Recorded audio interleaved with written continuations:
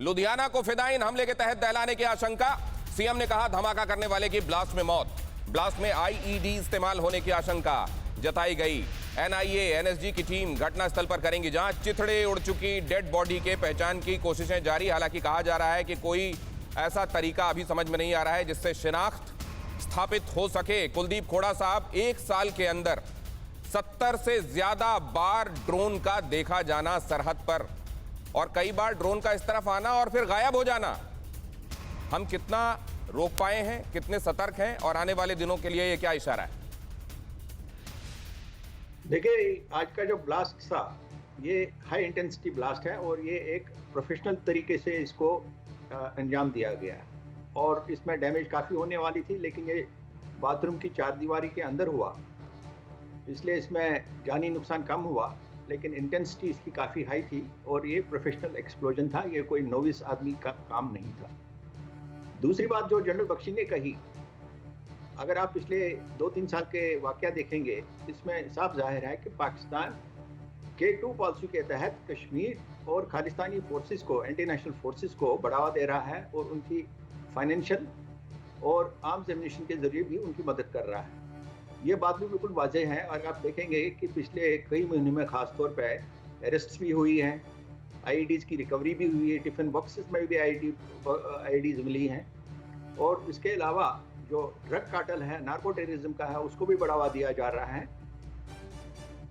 उसके साथ साथ हरमिंदर साहब की जो अभी घटना हुई उसमें भी अभी आदमी की पहचान नहीं हुई, और साथ में उसको जो लिंचिंग की गई है, उसके बाद कपूरथला में अगर आपने देखा होगा कैसे लिंचिंग की गई, जिसमें अकेला और आइसोलेटेड जगह पे उसको लेके मारा गया, तो इसमें बड़ी बारीकी में जाने की जरूरत है। और इसमें ये भी हमने तो आप भी इसको सर आपस में जुड़ी हुई घटनाएं देखते हैं? बिल्कुल जुड़ी हुई घटनाएं हैं, क्योंकि ये एक सीरीज में चल रही है, ये आइसोलेशन में नहीं चल रही है। और हम अगर प्रोफेशनल एंगल से देखेंगे, मैं आपको पुलिस एंगल से बताऊंगा, जिन्होंने इसमें लिंचिंग की है खासतौर पर कपूरथला में, उसमें लिंचिंग करने वालों की भी इंट्रोगेशन अच्छी खासी होनी चाहिए।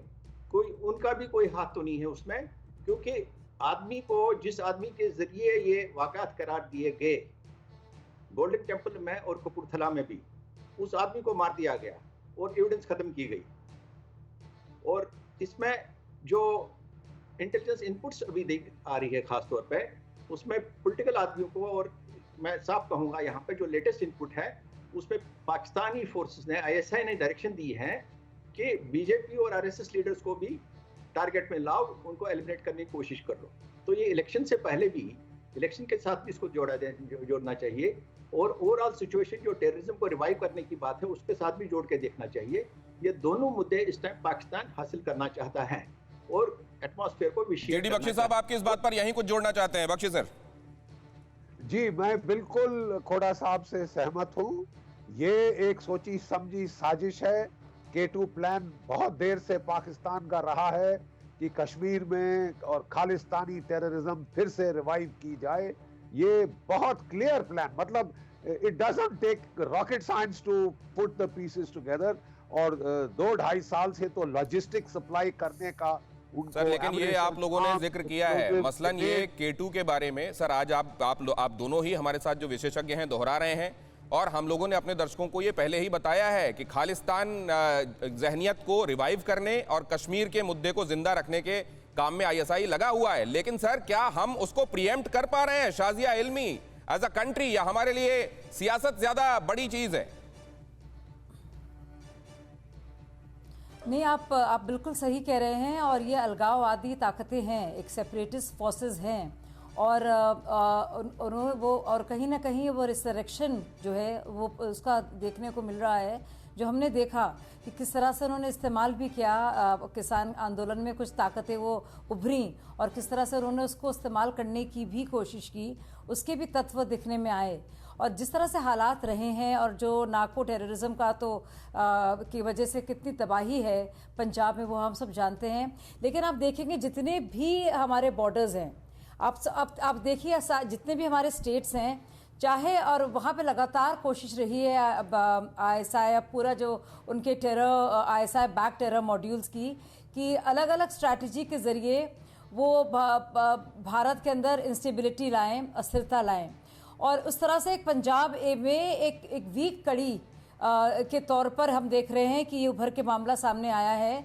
मैं बिल्कुल भी दलगत राजनीति नहीं करना चाहती और इसीलिए सबसे पहले जब आपने कहा और जैसे कि मुझे इम्कानात मिले कि ये फिदायीन हमला हो सकता है, मैंने इसमें नाम भी नहीं लिया, लेकिन जिस तरह से पॉलिटिकल हालात भी रहे हैं और जिस तरह से कुछ नेताओं की नज़दीकियाँ रही भी हैं, चाहे वो आर्मी, पाकिस्तान के आर्मी के चीफ हों या ISI के एलिमेंट्स हों, तो मुझे लगता है इससे बहुत ज्यादा बचने की भी जरूरत है। मैं आपका इशारा देख रहा हूं, लेकिन क्या वाकई सियासत की वजह से बहुत महत्वपूर्ण मुद्दों को एट बे रखा गया है और उसी का खमियाजा हम भुगत रहे हैं? मैं आपके पास आ रहा हूं सर। परवाह देश की, सोमवार से शुक्रवार रात 10 बजे TV9 भारतवर्ष पर।